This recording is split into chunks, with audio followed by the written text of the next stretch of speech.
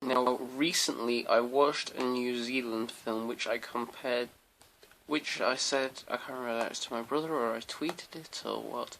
I compared it to the Evil Dead 2 of New Zealand films. Now, for those of you who have never heard of it before, it's a film called Braindead, and over here it's called Braindead.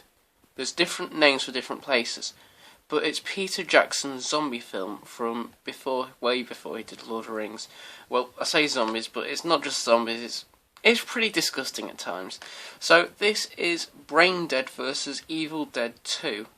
I know, unusual one. So similarities here. Obviously, we've both got two now major Hollywood directors directing them both. We have got a hero who is trying to save people and stop this from happening in both. Plenty of blood, guts, gore, violence in both. Now that's about where the similarities end.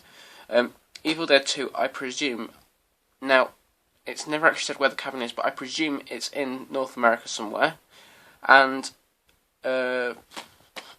Braindead starts off at Skull Island.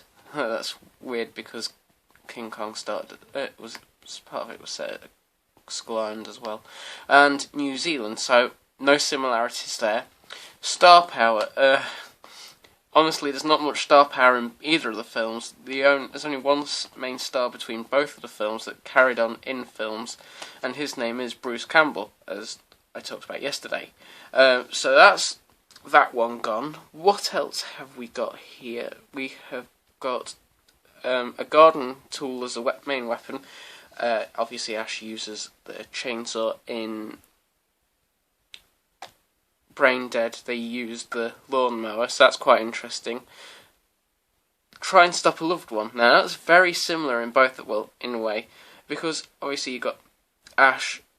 I know that this is the first one, but you have his sister in it, and in the second one you've got his girlfriend in it. Now, the main character's mother in Braindead is the one that has to be stopped in that, so that's quite an interesting one, and it's similar with that. For blood rating, I'd have to give Braindead more for the fact that there's a lot more death, even though the fact that, obviously, there's the scene where he shoots at the wall and in Evil Dead 2 and blood just spurts out everywhere. Gigantic monster in both. I mean, admittedly, one of them was human in Braindead, but in Evil Dead 2 it's a gigantic tree. That's pretty much where the similarities end. I mean, completely different scripts, completely different ideas. Both horror comedies.